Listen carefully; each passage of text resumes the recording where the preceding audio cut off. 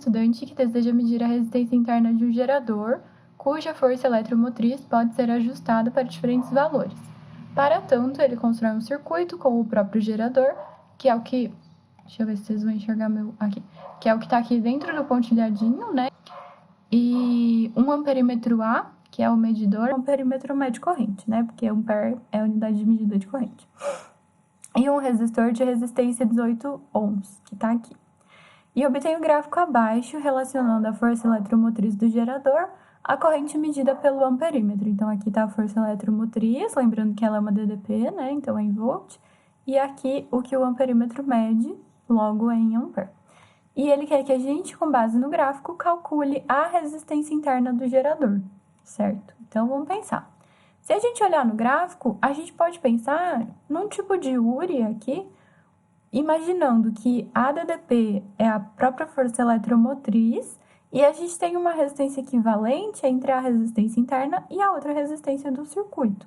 E a gente pode descobrir essa resistência equivalente usando os dados do gráfico, porque a gente pode pegar uma DDP e uma corrente e comparar. Então, por exemplo, eu poderia pegar esse pontinho aqui em cima. Nesse pontinho aqui em cima, a DDP é 20 volts e a corrente é 1 ampere. Então, vai ficar que 20 é igual a resistência equivalente vezes 1. E a resistência equivalente vezes 1 não vai me dar nada, né? Então, a resistência equivalente é 20 ohm. Só que eu já sei que esse R é 18.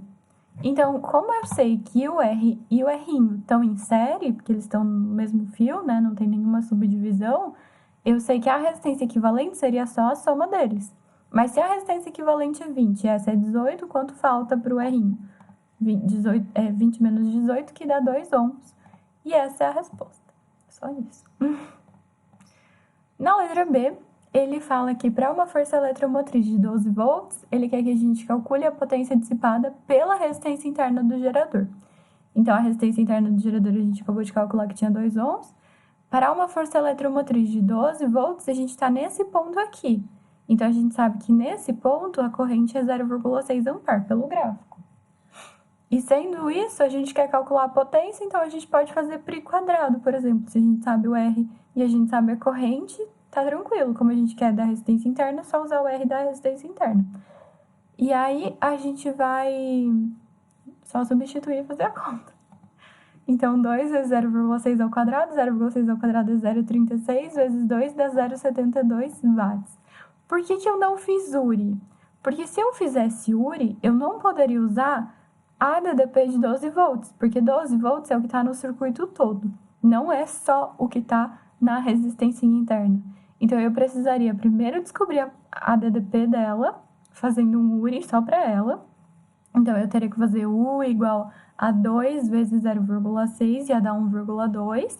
E aí, eu ia pegar o 1,2, que era o U, e multiplicar pelo I para fazer o π direito. E daí, sim, eu poderia multiplicar por esse I, que é o próprio 0,6, então ia dar na mesma, né? Eu só simplifiquei o caminho usando aquelas outras formulinhas que eu tinha passado para vocês, que são as combinações delas. Lembrando que você não precisa decorar o π quadrado, tá? Você poderia fazer o URI e depois o π sem problemas. O que é importante é vocês distinguirem o que é DDP de quem, o que é corrente de quem. Então, como eles estão em série, eu sei que eles têm a mesma corrente, mas eles não têm a mesma DDP. Eles só teriam a mesma DDP dividida pela metade bonitinho se eles tivessem o mesmo valor de resistência, mas eles não têm. Então, o que eu tenho que pensar? Vou pegar a corrente que é a mesma para todo mundo, que eu pego do gráfico, e aí com isso eu posso descobrir a DDP igual eu acabei de falar, certo?